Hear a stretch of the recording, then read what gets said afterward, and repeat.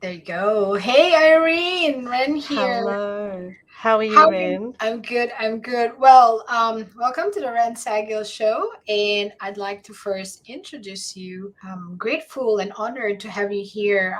You are a champion of STEM for young ladies, and in with our Maori and Pasefika youth. And I also know that you are a finalist in the Reseller News Women in ICT Awards in the I achievement was. category. Was that last year? That was last year, yes. I was Congratulations.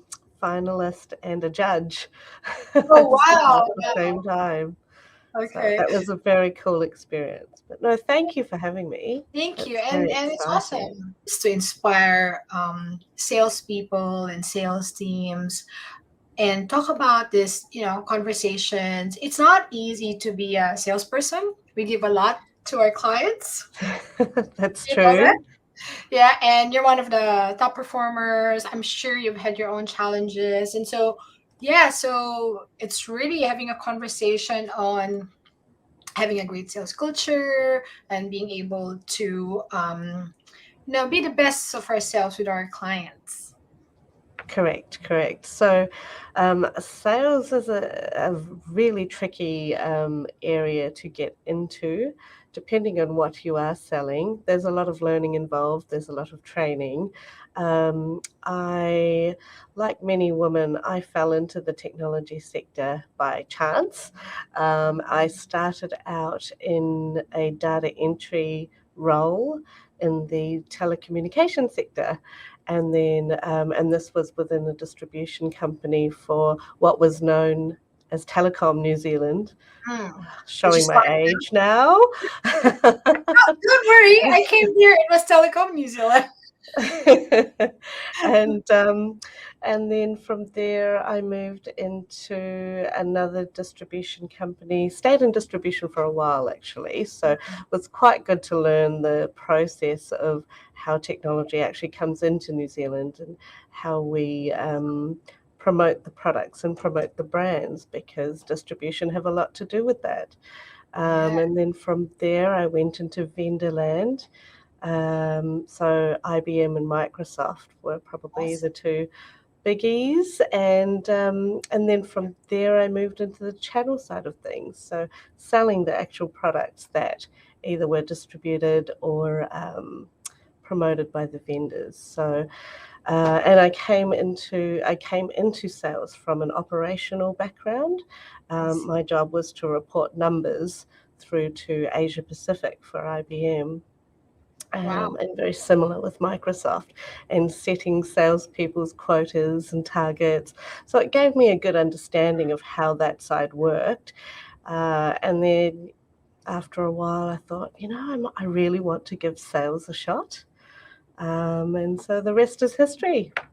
That's awesome. What do you love? Thanks so much for your background. I mean, I That's all kind of read right. it in LinkedIn, but I wanted so for Oh, people who are not familiar with you, I'd like you to give that backstory, right?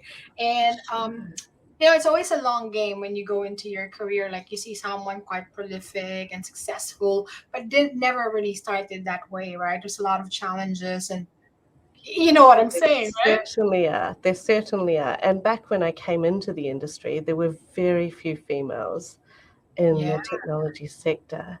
Um, yeah, so that was also a challenge in itself, because you're always outside of your comfort zone when you're kind of the minority in the environment that you work in, and then then you suffer from imposter syndrome, where you're like, should I answer this question? What if it's not the right answer? And you keep second guessing yourself, and then you're just like, I'm just going to stay quiet. Oh yeah. Yeah, So so let's dive. I think there's a very great conversation, Irene. Like let's dig deep into that one, okay? Because sure. I'm pretty sure there's a lot. Whether you're young or quite mature in the industry, you still feel this, right? And there was a study, and again, I have great respects for our colleagues, male colleagues. I've got lots of mentors and that really supported me like you. But the reality is, there was a study that was shown in a Harvard and also a McKinsey that the mindsets of women is that if our expertise is like 80% and there's a role that's presented to us, we don't Yes, even want to apply for it. While men, like, they're not even the 50%, they'll just go for it, never doubting themselves, right? And absolutely. and again, it goes back to what you said about, I'm always doubting myself, you know. So you've mentioned those challenges. How did you overcome all of this, imposter syndrome, doubting Oh, yourself? wow. I don't know if I've overcome it. But Your strategy. um, my strategy, I guess, learning as you go. Awesome. So there were, I'll give you an example. I was speaking with a group of young ladies from the ages of 8 to 15, and it was kind of like a mentorship program, and it's run by a 14-year-old based in Wellington, Wow. and she's amazing. And the reason why she started a mentorship program was because she went, I think when she was 12 years old, she wanted to learn coding. And she went to a coding camp, and she was the only female in that camp. And she's, looking around thinking, surely there are other females out there and other peers my age that want to learn coding. So she started to drive interest around that. And then she reached out to me on LinkedIn with the help of her mum, and asked whether I would be interested in speaking to a bunch of girls just from a technology perspective. And I said yes. What a great initiative. And I Awesome. was just very impressed that she reached out to me to begin with. Yeah. And then from there went, and there were some real awesome ladies doing amazing things. I met a firefighter. I think even Dr. Michelle Dickinson was one of the mentors as Awesome. well. And we all broke into groups. And I was a bit starstruck when I met Dr. Michelle Dickinson, because she's I would be so. amazing. And I went to her and I asked if we could take a photo together with the organizer. And but I kept apologizing. And she was so great. She turned to me and she was like, Irene, stop apologizing. Amazing. If I didn't want to take the photo, I wouldn't take the photo. And it made so picking up those little things along the way throughout my career. I mean, that was a big one. I'm sitting there going, wow, she's absolutely right. If she didn't want to, she wouldn't. Why do I keep apologizing? That's all Yeah. part of the doubting yourself, whether you should be doing this or not. Yeah, so learning those types of lessons in different, uh, so many different environments, so many different areas. I network a lot and meet a lot of people, and try to arrange a lot of networking events as well, That's awesome. because I like bringing people together, young, old, experienced, inexperienced, putting them all in the same room together, and watching them have those awesome conversations. Yeah, that's great. A great story. I think and yeah, you're right. It's never gonna go away. And I think No, this kind of, conversations we're having is to encourage ourselves and our colleagues 100%. to stand up and speak about it. I think for me, if I may share, I would be comfortable if I speak on the data side. Like Right. if there's some supporting numbers, right? But when it's about what do you think, which is kind of like an opinion, that's when Yes. I really get like, oh, they might think what I say is stupid or something. And that's it. It's always there in the background. Yeah, yeah. And just having, this conversation with you and resonating really feel, I mean, it's not only us. I mean, also have friends on the male side that's like, I don't want to do it. I think it's just more on us women. What do you think is your greatest skill, the greatest skill that a salesperson should have in their career? Ooh, the greatest skill. There are a few. I'd say listening would be a very good one. Great. because I've worked with people who listen, and I've worked with people who pretend to listen, and then I've worked with people who don't listen. And I feel like when you listen to any topic that's being put in front of you, you hear the pain points, or you hear about the pressures, you hear what's working and what's not, and then you work together to fix what's not working. Whereas if you don't take the time to listen to whatever's happening in whatever role that you're in, you tend to be more reactive. Yeah.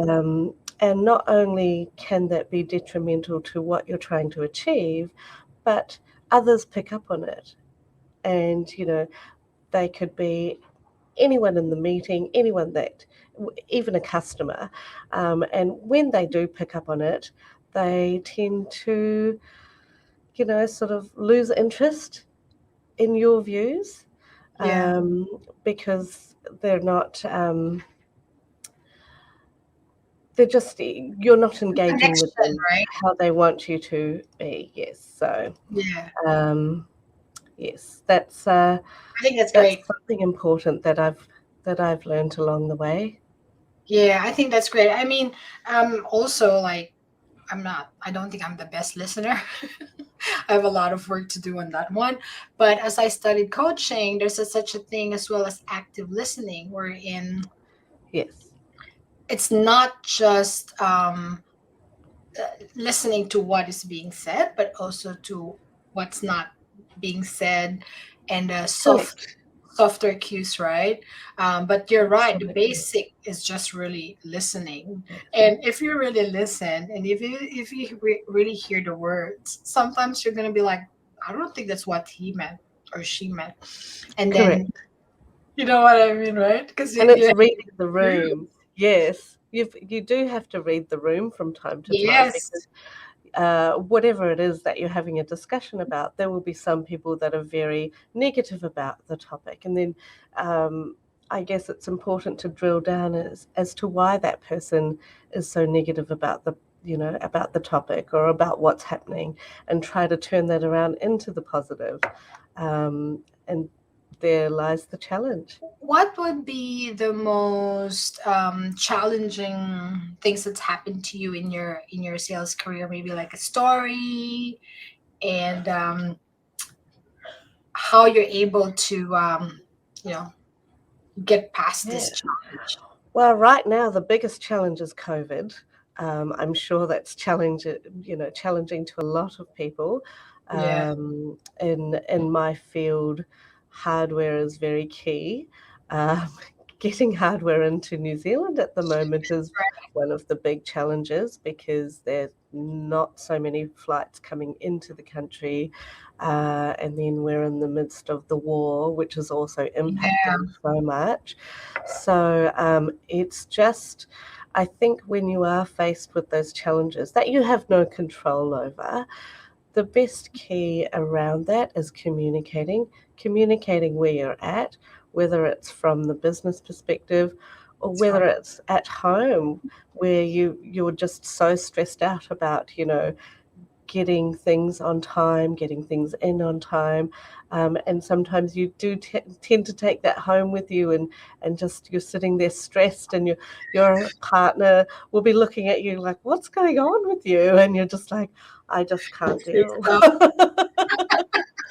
so, Yeah, so gotcha. and then not only that, because of COVID, we've had to learn a new way of working, Yeah, and we've all had to adapt to working with children in the next room, yeah. becoming a teacher, which I'm really bad at, by the way. I respect teachers so much So more much. since You I too, think you're after correct. the first lockdown, when the kids went back to school, I took gift baskets into the teachers, and I'm like, I really appreciate you. So sweet.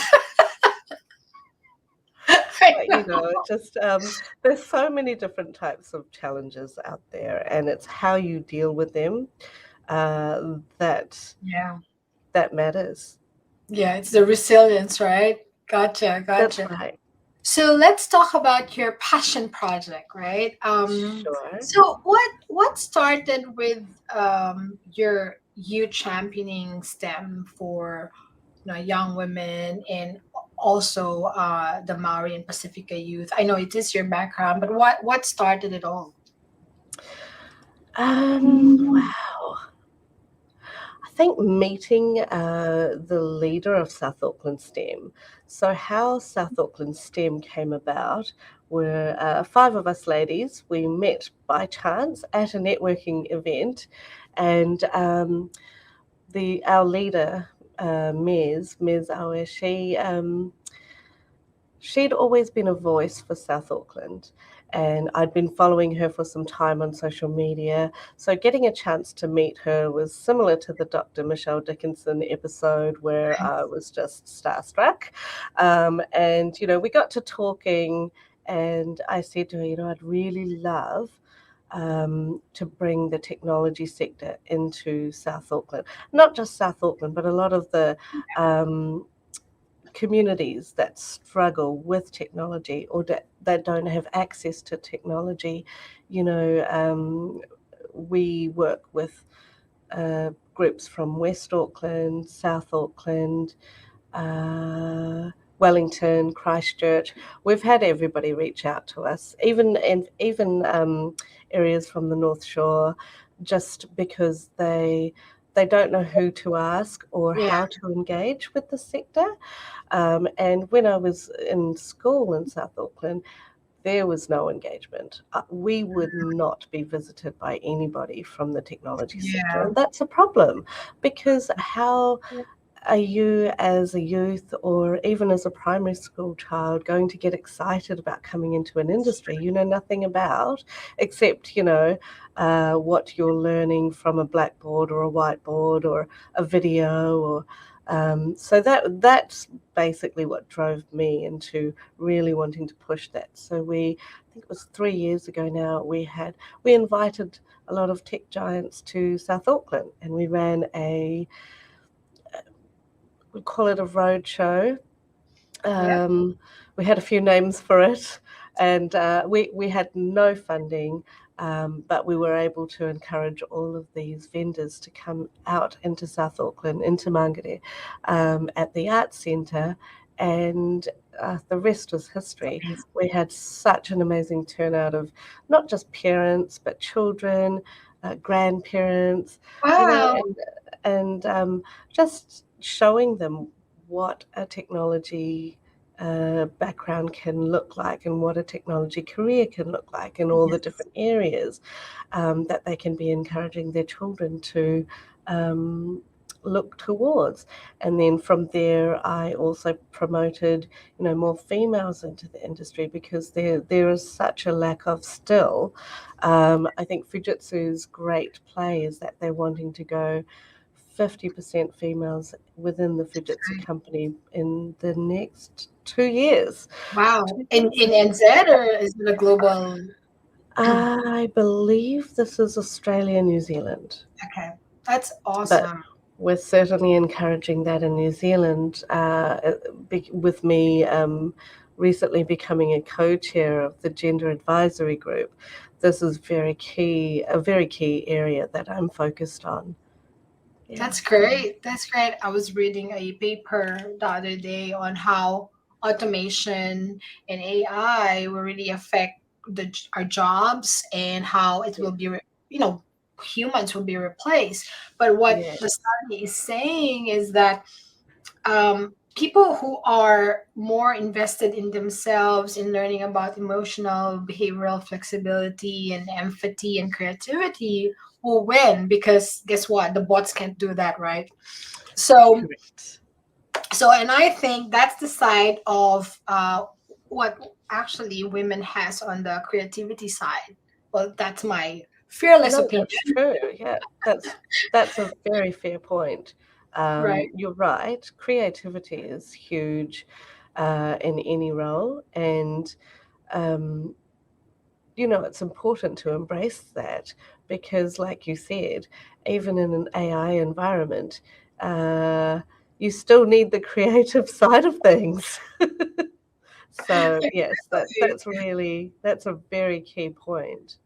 Exactly. And I really like how you're working with these young people and parents, because, in even in coaching, they said that when you coach someone and you ask this person to envision what a future would look like, it actually triggers positive emotional and neurons on the brain, and it's tested. Irene, there's like a paper in and it was written by a scientist named Alex Boyatsis. So they did an MRI of human brains, that when you're actually visioning the future, it's actually triggering these neural paths, and that Wow. makes, yeah, that's neuroplasticity, right?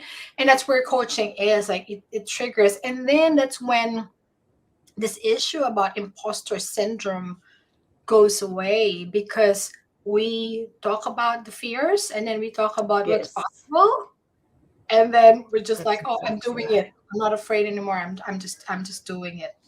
That's right. And I think you're helping on that one with these children, because if you're a child and you don't know what's possible, you wouldn't want to go tech, right? Oh, no. Yeah, so many children that I've met or spoken with who hadn't been to our STEM school holiday programs. Even at girls' career evenings, I went and Nice. spoke at one in particular where a few of the girls were like, oh, yeah, no, we're not really keen on coming into the technology sector. It's very boring. And then I'm like, wow, if I hadn't come into the technology sector, I wouldn't have been all around the world, Nice. uh, and I have, thanks to being in the industry that Hmm. I'm in. Um, Traveling, I just love it. I miss it, but that was There. key. Meeting all of your yeah, meeting all of your peers around the world as well is also very exciting, and learning from them. That's Um, awesome. and not just that, but seeing all the latest and greatest technologies and hearing how they've come about. There's so many different aspects, and then there's so many different silos within the technology sector. Like you mentioned, Yeah. AI. Yeah. There's the architects, there's the coders, there's You there's know. so many different sides, and sales, which is where I'm in, but there's marketing, there's so many different areas, and being visiting some of the high schools and talking to the children about it, um, they still weren't convinced, and they were very much um, heart set on, either sporting or, Mhm. becoming a sports grade. And I'm like, yes, but what's your plan B? What are you going to fall Yes, back I wanted to on? say, I want to talk about that. Um, When you're because what happens if yes, you can be a sporting great, no doubt about it. But then what happens if, you've run your course? What's your next step? What are you falling back on? How will you support your family? What is your career pathway? Um, a lot of roles that existed when I first started out are no longer in existence yeah, anymore. yeah, And like you yeah. said, um, there are a lot of companies and businesses replacing people with machines, with their machine learning and AI. What is your fallback plan? And Mhm. just getting the kids to think about that, um, and then also that's what drove me to take a lot of our technology giants to South Auckland so that they could meet with the Cisco's, the Microsofts. They were able to meet with Vanessa, which was very good, Vanessa Awesome. Sorensen, the country manager, and Yeah. she started speaking to a lot of the children, and they were sort of like, wow, she's really approachable. And she runs Microsoft New Zealand. And we're like, Yeah. just normalizing um, the children meeting with, technology giants, they call them. And they're just like, well, no, and showing them that there is a place for them in the industry, and it's a great career pathway for them for their future. Yep. That's awesome. And no regrets from everybody that I know and everyone that I've worked with and who have been in the industry. Once you're in the industry, very Don't. rarely do you leave it. So exciting, right? Like It is even so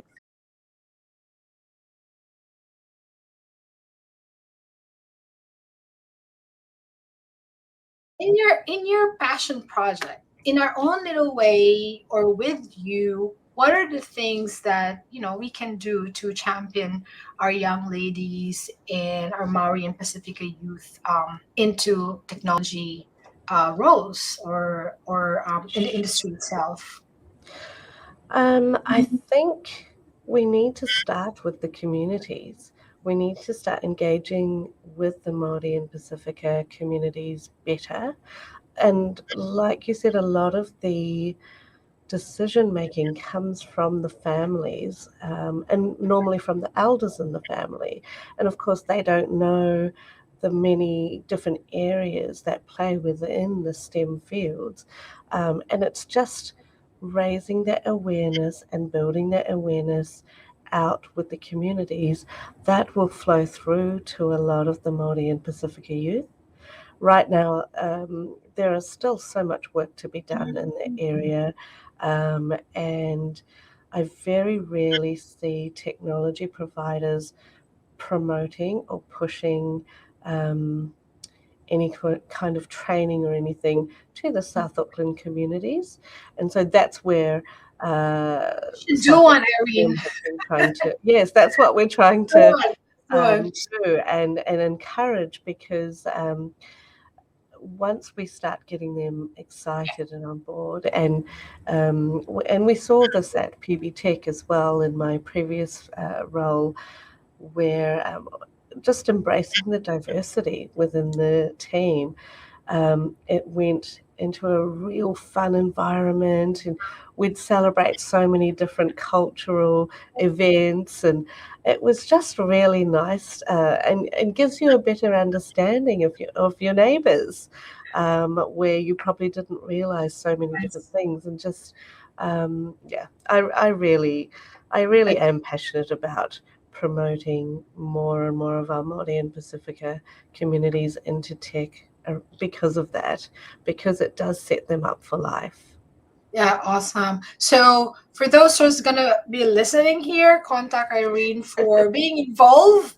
I know some vendors out there that'll be very keen to get involved because we don't know. Like I Absolutely. actually didn't know Irene. I was just like, oh, when we had a chat, when we first had a chat, oh, I want to be involved. So I'm pretty sure when we release this video recording, people will contact you and we'll go. It's a great initiative. Sure. By all means, I'm happy to be contacted. I'm on Insta, LinkedIn. LinkedIn. So yeah, feel free to reach out.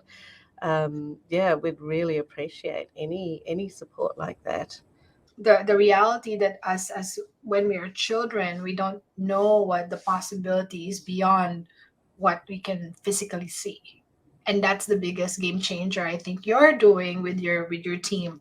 So well done, you. Oh, thank you. Yes, no, it's definitely a passion of all of ours who are involved, and just building that awareness is always, I'm always talking about what we've accomplished and how smart our children are. We have one of our STEM students who is, I think, third. Sorry if I get that wrong. Third in New Zealand for. Kickboxing or one of the martial arts categories. Sorry, she's definitely on her way to be, you know, I at can. the I think the Olympics or yeah, probably at the Olympics. She's at that level where we're just like, wow. But she's also said to us that she wants to be a rocket engineer, Wow. and I'm hoping, in future we could take her into rocket labs one day and just be like, look, we have this here. Um, where you could possibly work. And, we've had the conversation, and she's just like, yep, that's exactly what I want to do. And just having that spark, that spark is so important, especially in children, especially when they're, they don't have the advantages a lot of people do have growing up. And when you do create that spark, it gives them the drive to want to do something like that, or to want to be something awesome in a STEM field. And like I said, there's so many exciting areas that we could be encouraging these children into joining. And I applaud people like Dr. Michelle Dickinson, for example, for moving her entire program online when we went into lockdown. And she gained so many followers from that, and lots of children realized how much they loved science. Yes.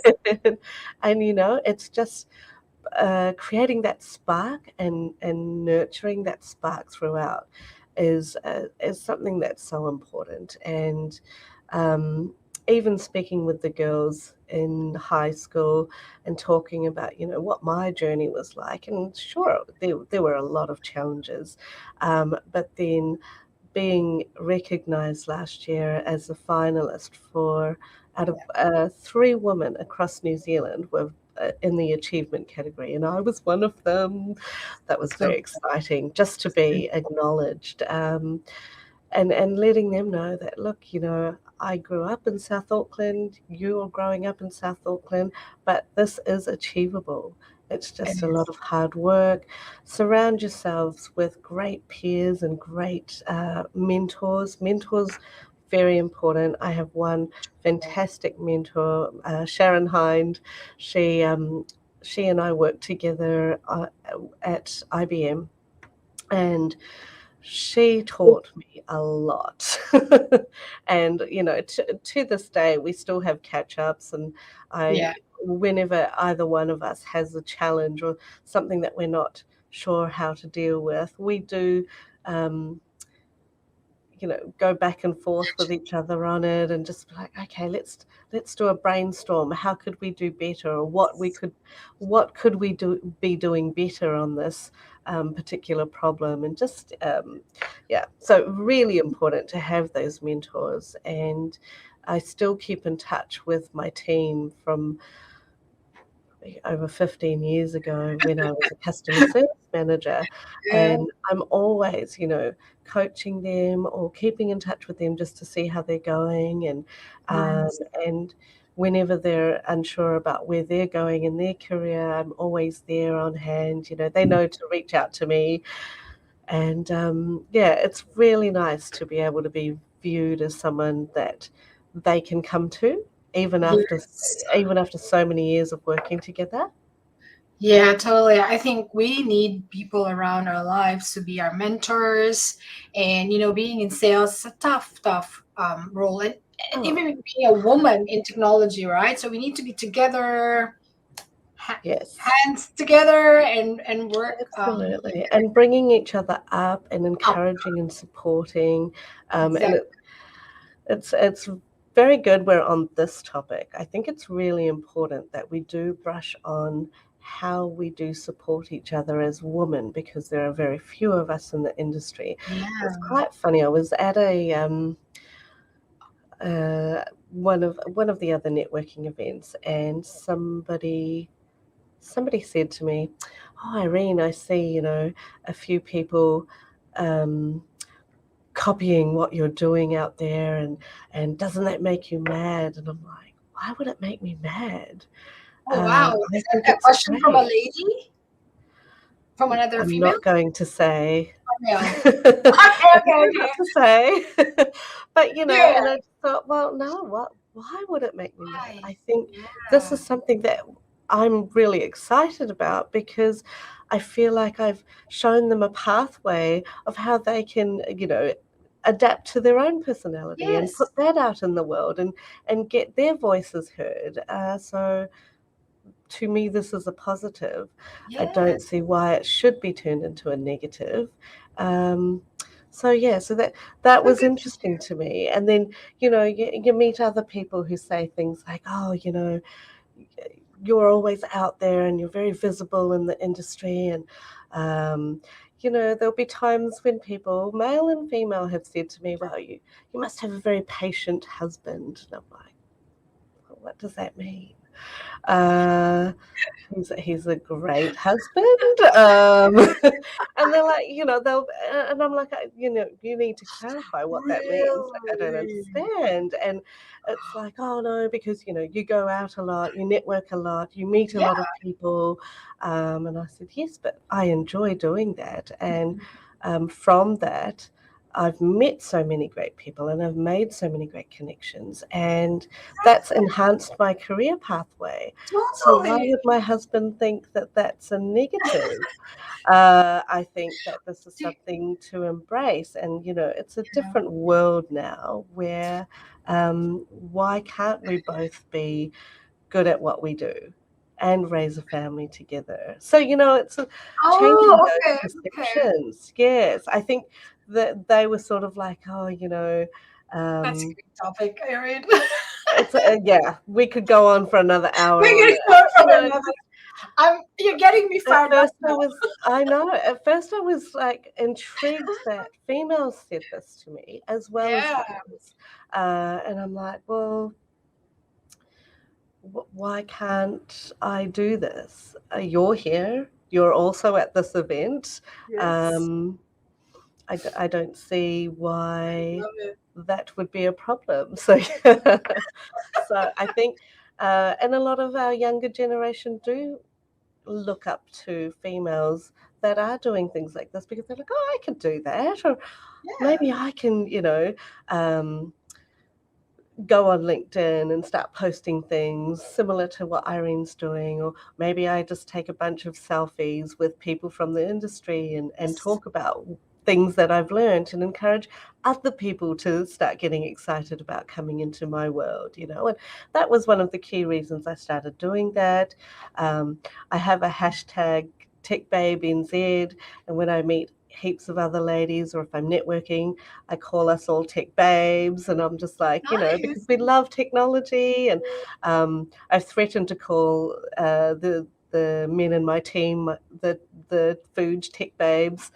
I don't know how that's going. I don't know if they like that yet, but I don't know. We'll see. But that's But pretty it's cool. just like, and it's to make it fun, because if you don't show the fun side of our businesses, the younger generation are all about, yes, we work hard, but we also want to know that there's a fun aspect to the role. We don't, that you've got to have a great balance. And I think promoting that awareness is really key. My bosses who are very supportive of female always have wives who are working, who's in corporate, have their own business, because they have that wide lens of supporting women, and they believe that women can bring a lot to the table. We're actually okay. Definitely. People will kill me, but I think we're better leaders than them because we're more emphatic. I was like, wait, don't say that on the podcast. But And you're yeah, going to edit that part out later. we probably did. But I gotta stand on my ground. um, I'm not saying no, that. no, no. I see what you mean. I see what you Yeah. mean. Look, in a few of my roles, I've been the only female in the team, and that in itself, I feel like we bring a great balance into a team environment that's full of high testosterone, and we can, just by having one of us females in a team environment like that, where it's just, really intense, I feel like we bring a great balance where it eases everybody into, okay, we can actually work together and being more of a team together, if that makes sense. And I've seen that, and I encourage that in so many other areas within the businesses that I've worked for, where I tell some of the females, don't be afraid to be you. Don't be afraid to have a voice. Even if you think what you're saying is not something that you think you should be saying, sometimes it's good to do it just to bring a new point across or bring a new view across. So, yeah, I think, and I've seen a lot of ladies in the industry hesitate because they're too unsure whether what they're going to talk about is relevant. Yeah. Yeah. Thank you. Now, because they're listening to us, they'll be more confident. I hope so. I'm listening to Irene and Ren, and now I'll be more confident. But it's real, and that's the goal of all of the interviews that I'm doing. Is really learning from, top salespeople like you. Got a prolific career. You were the reseller newswoman ICT Awards achievement last year. I mean, you've done it, so you're living proof. And it's always been my strategy, Irene. I model people, right? Like, oh, she's doing great. I'm gonna copy her. Oh, I mean, and that's what you said. You're happy That's that the people best are form of copying you. flattery. Exactly. I think it's great to be viewed like that and to encourage others to be like that as well and give them a platform or give them, just a little nudge where they're like, wow, she's doing that. Maybe I could do the same. Yeah. Or, maybe I'll try it and see how it goes. And yeah, it's definitely key. Thank you so much, Irene. It's been great. Mm, it's been We've got really good. so many topics in there. I know. I loved it. Like, I think we've touched a lot of, some people doesn't want to talk about it. And thank you for your honesty and authenticity. It's really, really great to have you. Thank you. Oh, thank you so much for having me. This has been great. I feel like we could do another one of these. We should. Thank you. Thank you.